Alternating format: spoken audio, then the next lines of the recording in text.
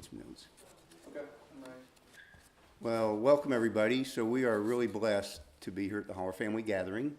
We have almost 40 Holler family members, all of the G2s, Generation 2s, and a whole lot of G3s. But it's been a great time together, and tonight we're going to tell stories about Granddad and Granny Holler, some of the great memories we have. And then after that, we are having a dinner where everybody fixed their favorite Granny Holler recipe, which is going to be really, really special, and everybody's gone all out. But just want to thank everybody for being here and for the time you took out of your busy schedules, and for the love you've shared by being here with the rest of us. So thank you. So we're going to start out with Granddad because there are a few of us here that knew Granddad that well. And I'm going to start out talking about 3 character traits that I remember. One is Dad just loved life. You know, he just absolutely loved life. And he had a sense of humor that was amazing. He loved to laugh, and he loved to make other people laugh. And part of a Granny story is sometimes she thought Dad went a little too far with his sense of humor, and would get on him for that. But people also loved being around him. He made friends easily.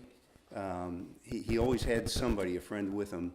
And often he'd bring those friends home for dinner and forget to call Granny to let her know that he was bringing friends home for dinner. So I remember many a night when Granny was trying to figure out how she was going to feed all of us plus 2 or 3 of Dad's friends that showed up, other pilots, for dinner. But she always found a way. To Granny's credit, some nights probably she didn't eat dinner to make sure everybody else was fed, but he just loved being with people. A couple stories is when I was in high school before he passed away, it was a couple years before he passed away, one of our cars was wrecked, and it wasn't, I think Susan, it was the one where you went across the highway and came back and the car was totaled. You were driving, it was the Ford. And so once, it was a really serious accident, and once all that dust had settled and everybody had healed and we were back home, Mom sent Dad out to go buy another family sedan or station wagon. So I don't remember any of the other siblings being home, but I was home when Dad came home with a MGB midget sports car with a rag top, a 2-seater, a sports car. And he did it as a joke, you know, to pull Mom's chain. And of course, I loved it. So Mom came down to look at it, and she immediately just did not think it was funny and started ragging on Dad. Well, the more she ragged on him, the more upset he got, you know, that she didn't think it was funny. So, and I was egging him on. I go, man, this is great, Dad. Let's go for a ride. This is awesome. Let's keep it. He's saying, yeah, we may keep it. I said, yeah, let's keep it. And Mom was just getting all out of sorts. The madder she got, the madder he got. And it's the only time, you know, Mom got upset a number of times, but it's the only time I literally saw her come down the stairs with a suitcase in hand. And so shortly thereafter, Dad went back to the auto dealership, and Ford sedan showed up in our driveway. So that was a little bit about him pushing the sense of humor too far. When I was in high school, we didn't have that much in common, but one thing we both loved to do was laugh. So we'd tell Polish jokes, Dad, at the dinner table. And Polish jokes are kind of like Texas Aggie jokes, or I don't know who you tell jokes on in Louisiana, but we'd each every day try to come home with a new Polish joke, and that's what we do every night at dinner. Of course, Mom was going, now James, or now Jim, Polish people are nice, and you shouldn't, you know, tell jokes about Polish people. And she'd every night let him know that, and let me know that we shouldn't be telling jokes about Polish people. We go ahead and tell jokes about Polish people. So that was just one of the fun things we did. One of the life lessons he taught me was on, I think it was my 8th birthday, my last birthday before we moved to Alaska. And I wanted a bicycle for my birthday. I mean, I wanted a bicycle more than anything in the world. And so we got all my presents. I'm like, where's the bike? Where's the bike? And finally, I opened all the presents. No bike appeared. And Dad said, well, you know, we didn't get a bike. And I was crushed. I mean, I was really upset. I mean, I started crying. I went to my room. First I was crushed, and then I was mad. And, you know, and then Mom started letting Dad know that he needed to give me the bike. And then Dad, you know, finally I got the bike. But by then, you know, I was so upset, and I just decided then and there, I'm never going to depend on anybody for anything. And if I want a bike, I'm going to buy my own bike, dadgummit. So that was a life lesson he taught me in his sense of humor, is to to work hard and provide, for myself. So another story in that, we moved to Alaska, and JC was going to get a paper route. And they had two choices of paper routes, and one was a hard job where you had to carry the papers and deliver them to the offices and the doors, and they had an easy one where you'd stand outside the GI mess hall and just sell them as the GIs came out of the mess hall. And JC was going to take that one, but I just harassed my parents. So I want a paper route, and they weren't going to let me do it. I was 9 years old, and finally I just harassed them so much they gave in, and I got the easy one, and JC got the hard one because he was older. Sorry, JC. But the first thing I bought was a bicycle. Bought my own bike. So that was a really important life lesson. It shaped kind of how I live today. The other thing is he loved what he did for a living. He loved to fly. There's nothing, I don't think, in the world he enjoyed more than flying. When he was first learning how to fly, and this kind of combines his love of life, his love of people, his love of flying, and his sense of humor. Our uncles from Pennsylvania tell a story where Dad had gotten his wings, and he was flying out of a base somewhere in New Jersey or Philadelphia, and Mom was one of 11 children. So they lived on a farm, and so they were all out working in the fields one day, and Dad flew over, and he just kind of buzzed them and waved his wings at him and circled, and they all waved at him and went back to work, and they said a few minutes later they looked up and they heard a plane, and they looked at it on the horizon. It was coming ground level at him. And they said he flew under the telephone wires that were across the street, and it came right at him. And they all dove into the dirt, and they said, we thought we were dead. We were just digging. We thought he was going to bounce down on top of us. And every one of them said, we swore we heard him laugh as he flew over us. So that's a little bit about his love of flying. He volunteered to fly in Vietnam. For you younger kids, that was a war, kind of like World War II, kind of like the war that Andrew's been to in the Middle East. And it was an all-volunteer group. He flew, instead of a jet, which most pilots flew then, he flew a prop plane with one big engine, and it was a big, huge plane that could carry twice its weight in armament. And they flew close air support for ground troops that were in trouble. And so a jet couldn't get close enough to drop bombs close enough to the troops to get them out of trouble. So they'd call in, the plane was the A1E, that's what it was called, and they'd dive bomb. They'd come in straight down, and they'd drop their bombs and go up. And he ultimately got shot down, and Emily asked how he passed away. He passed away as a result of injuries from getting shot down in Vietnam. He parachuted out of his plane.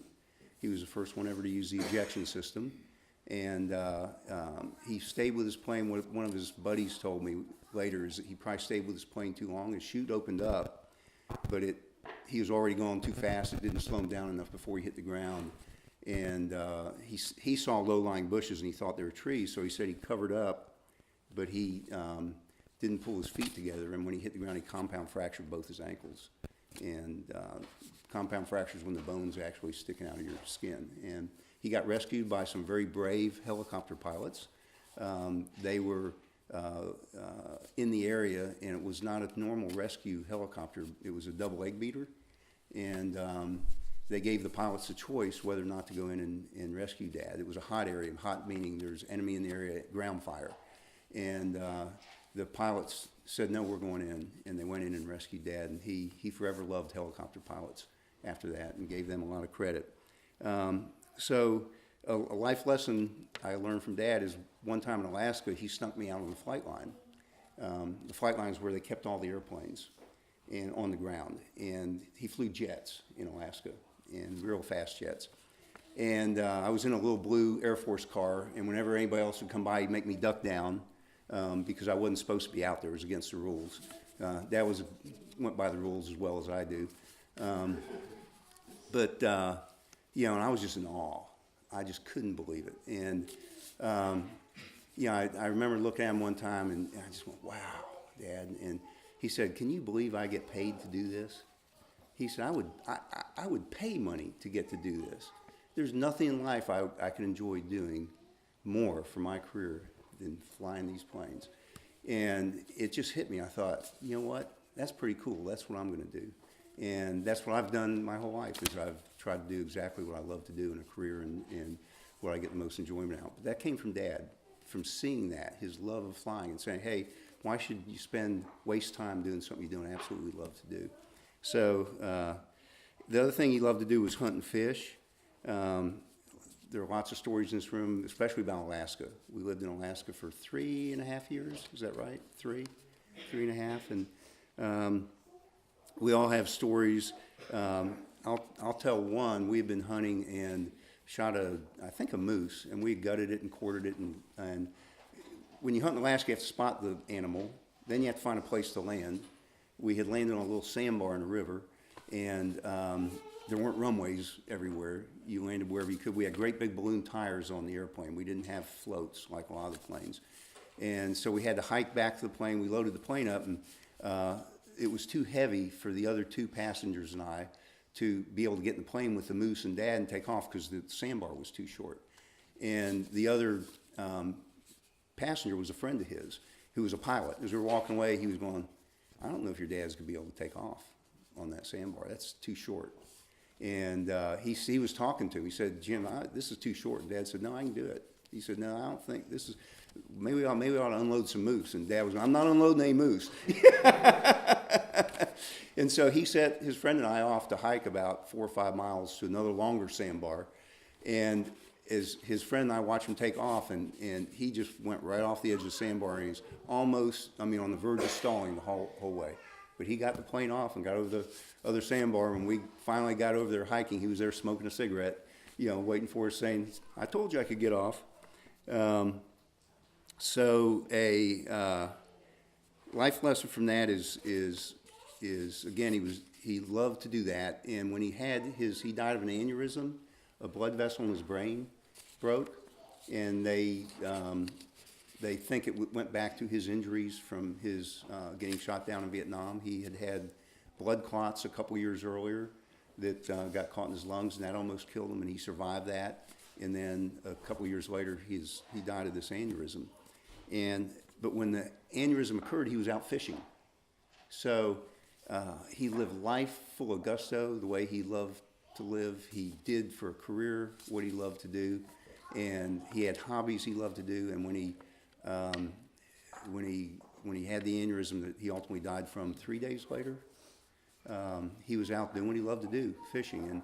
But the one thing, so the third life lesson and gift, it's kind of weird to say a gift in his death, but I realized then as a 15-year-old that life can be short, that life isn't guaranteed.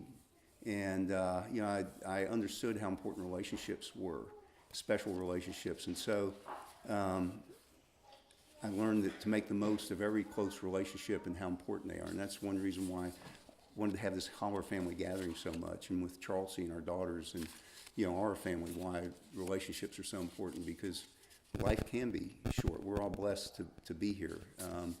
But you never know, and I never know if something's going to happen to me or somebody else. And so that's always been the number one priority, and as it was with Dad, to focus on relationships. So those are kind of 3 character traits and some stories that went with them and some life lessons I learned from those character traits. So who wants to come take the hot seat? Sis?